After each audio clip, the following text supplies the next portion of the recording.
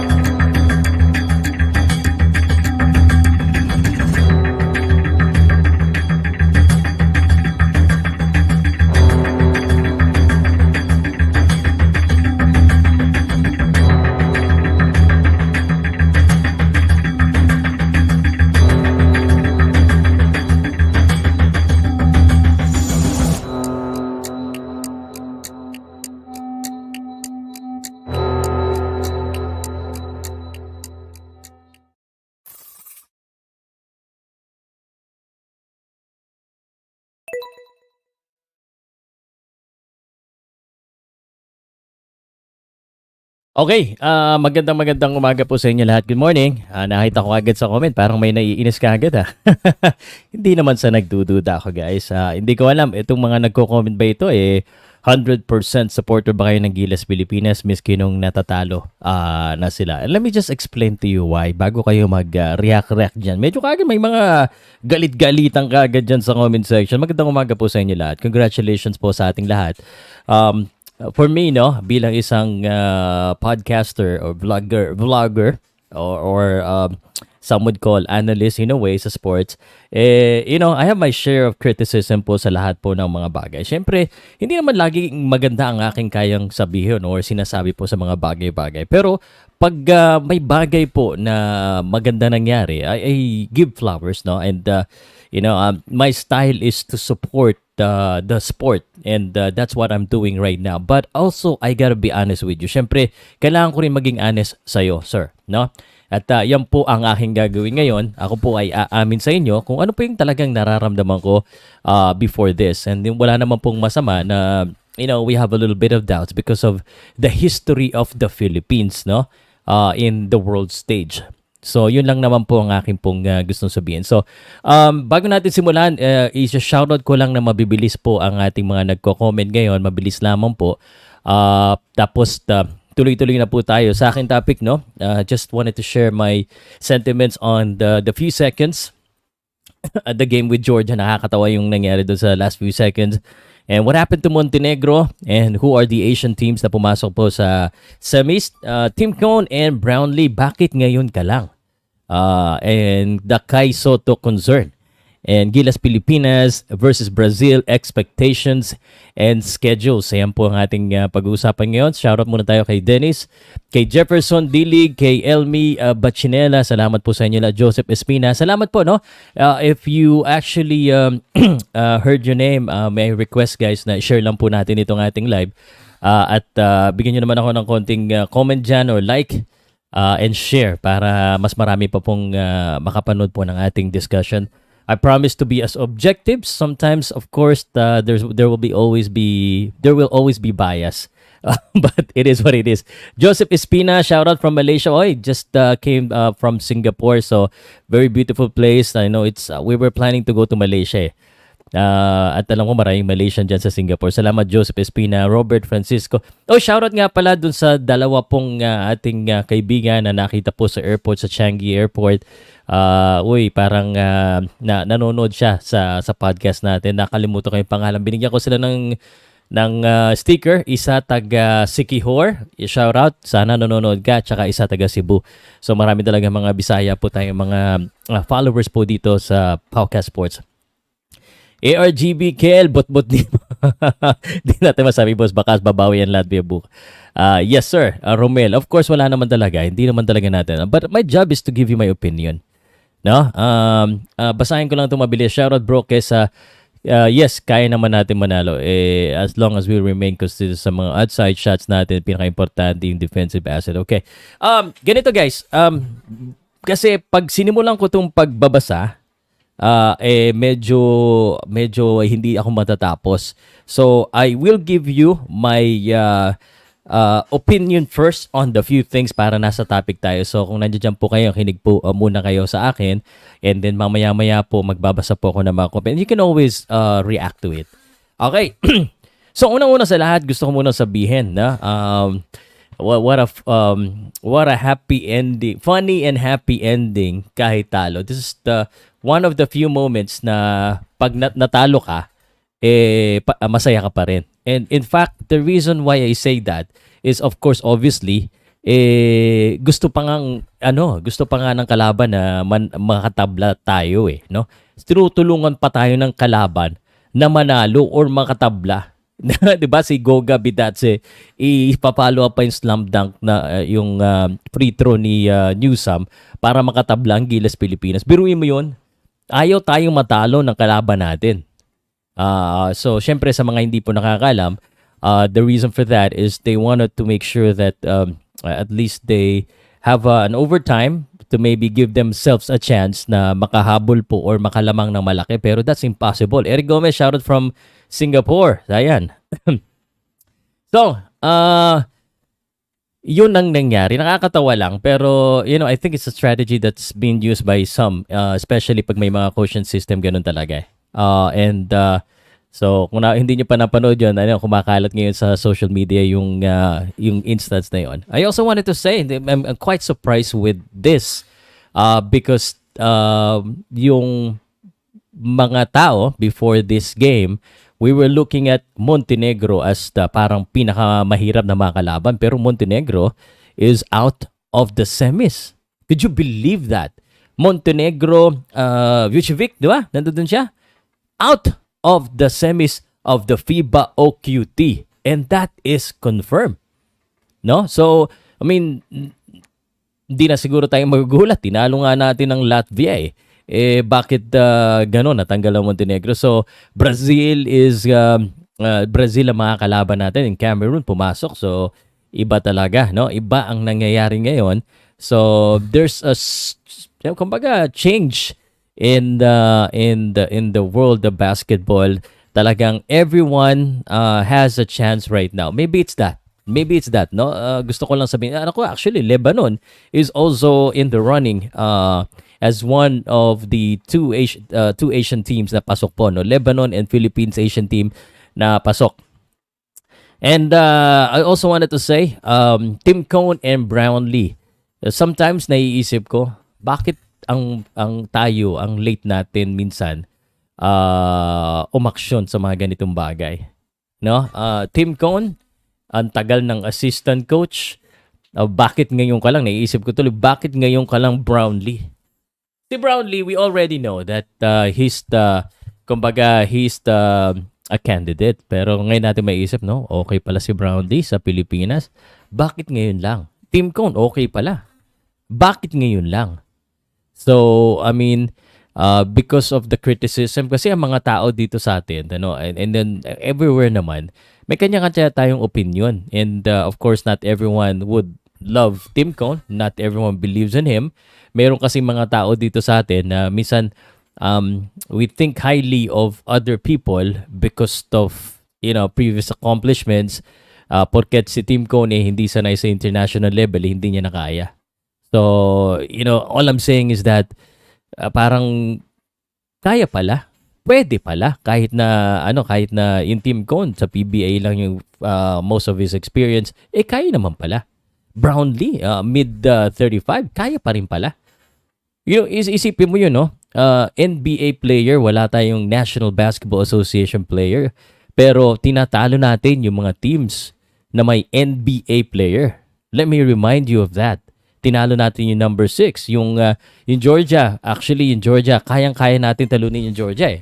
I honestly believe that we can. I know we can defeat Georgia yesterday, but I think Tim Cone was just really smart in not forcing the issue, which means it's nakita naman natin sa last few seconds ng laro ng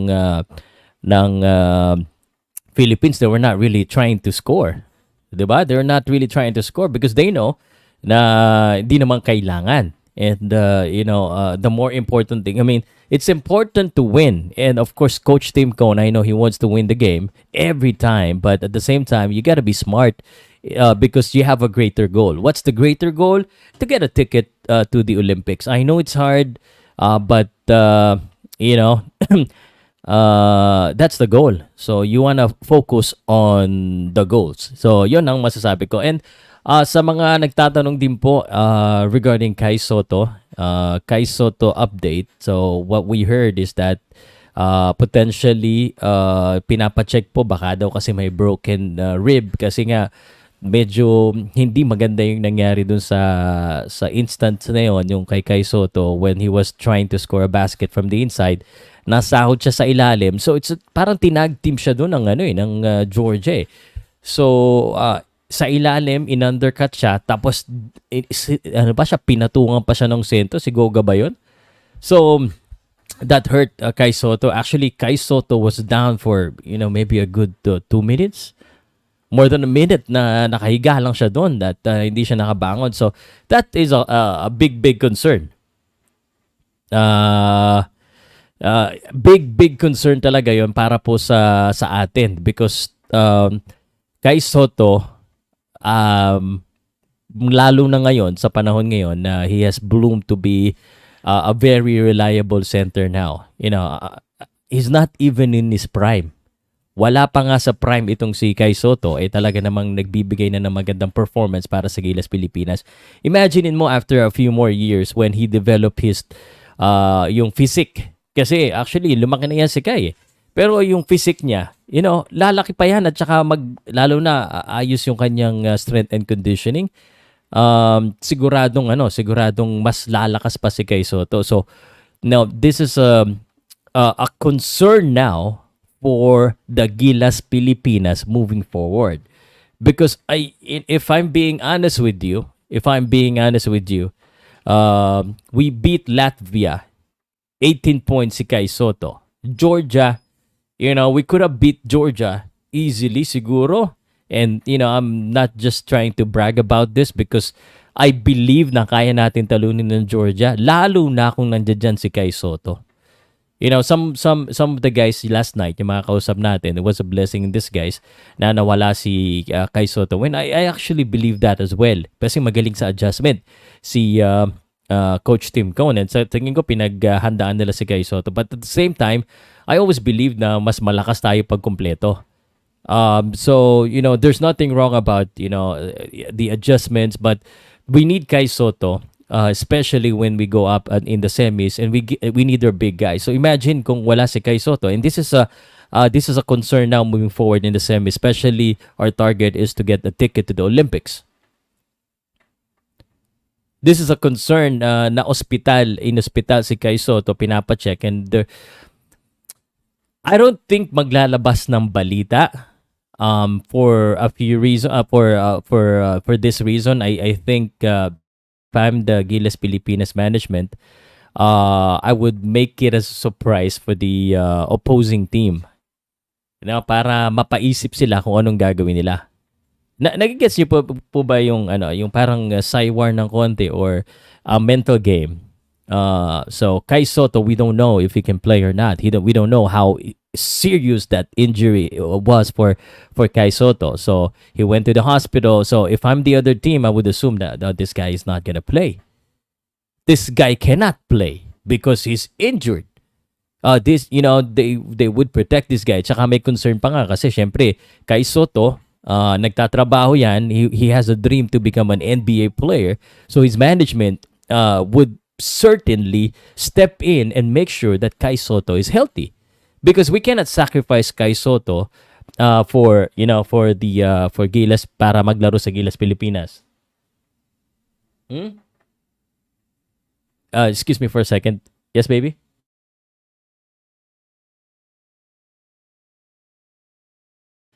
So we cannot sacrifice Kai. Sorry, that's my little girl. It's calling me. We need to go out and grab lunch somewhere because it's the 4th of July. No. It's because it's my sister's birthday. So happy birthday to my sister, Tere.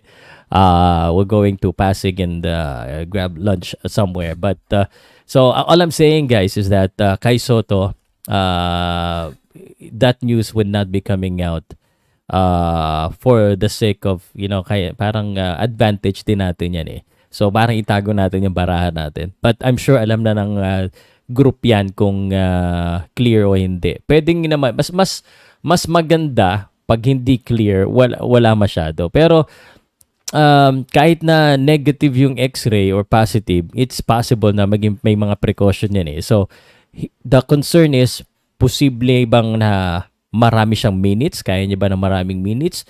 Or maiindahin niya ba yon? But the thing is, bata pa naman si Kai Soto. So tingin ko kaya naman eh.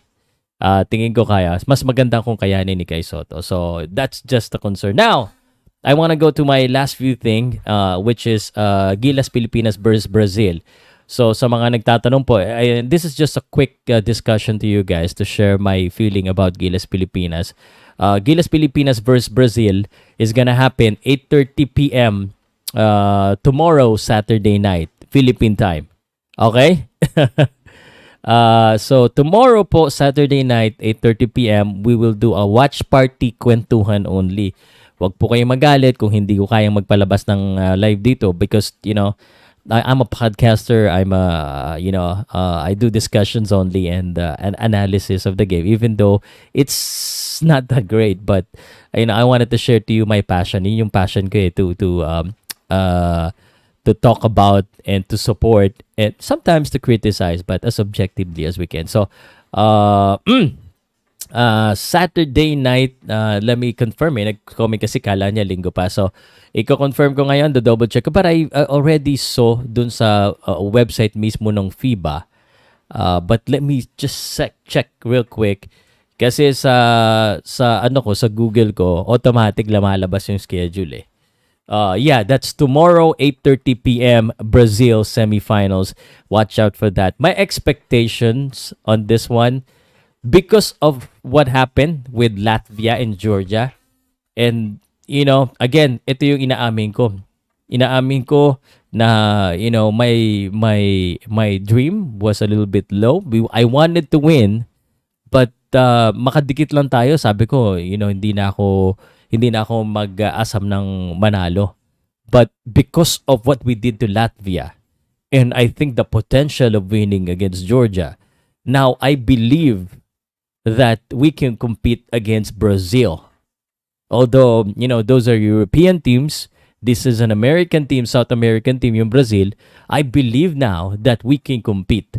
And the belief and the realization that we can compete and kumbaga manalo is because nagawa na natin yung dalawang bagay o dalawang main thing na posibleng mangyari, which is na kaya natin tumambak, kaya natin na matambakan tayo o tumabol. Sabi ko nga, selfishly speaking, because I am a fan of Boston Celtics, kaya nang tumambak ng Boston Celtics, kaya din nila humabol. Yan ang ginawa ng Gilas Pilipinas. Hindi lang natin na ipanalo yung Georgia because I don't think we really need to, because that's the mindset, is just, not to get injured and just make sure we're ready. So, hindi natin kailangan pagudin yung sarili natin. But if we want to, I think we can. So, my expectation against Brazil is it's gonna be a great game. It's gonna be a close game. And I think we will win against Brazil. And I have no doubt now kay Coach Tim Cone because, man, he showed that kahit na kumbaga ang experience niya ay kulang, talaga namang kaya niyang matuto at kaya niyang mag-adjust. So, I just want to give my congratulations sa ating lahat. Whatever happens tomorrow, we made history. I know, if yung mga haters na kilala ko, nagiging fan, and they're acknowledging and they're commenting Coach Tim Cone, it's a very good thing. Kumbaga, people are starting to believe, and that's the biggest difference between the last regime and now. There are a lot more positivity these days. But of course, dahil din yan sa result na ginawa po ni Coach Tim Cone at ng Gilas Pilipinas. So, all I'm asking to you guys is that let's just support Gilas Pilipinas tomorrow, 8:30 p.m. And that's gonna be live on the Pilipinas Live. Medyo delay yung live ng Pilipinas Live. Mas ma-advance tawag dito. Mas advanced pa yung live ng Facebook eh. So sa mga naghahanap po ng tawag dito ng live sa Facebook, marami mga illegal yan, kasi nahuhuli sila at malakas ang mga kinikita niya mga yan. Let's talk about alias. All right, guys, I gotta go. This is just a quick live, and siguro, I just wanted to invite you again. Tonight, I'm gonna be doing a boxing topic, and then tomorrow morning, tomorrow morning? Boxing tayo. Pero sa Saturday night, Gilas versus Brazil commentary. So, I owe it up to my boxing followers as well na mag-boxing kasi medyo matagal nang hindi. Yun. Salamat po sa inyong lahat at may live din po sa Signal at saka sa RPTV. Pwede nyo pong panoodin doon. But we must respect copyright, lalo na po tayo dahil ito po ang kabuhayan natin. So, yun. I'll see you guys soon, and have a great day, have a great morning. Papaalam na ako eh. Tinawagan na ako ng asawa ko tsaka ng anak ko, kakain na daw kami. Salamat guys. Thank you so much. And for business, nakasulat dito, email me for business, invite, collab request. Mag-email po kayo kasi sa sobrang dami Facebook message po, hindi po namin nababasa lahat. Inquiry at powcast.net. Magandang umaga po sa inyo lahat. Ako po si Salud ng Powcast Sports. Just in case hindi po kayo nakasubscribe, please subscribe and hit that notification bell for more updates and discussion about sports. Boom, boom, pow. I'm out of here. Thank you po.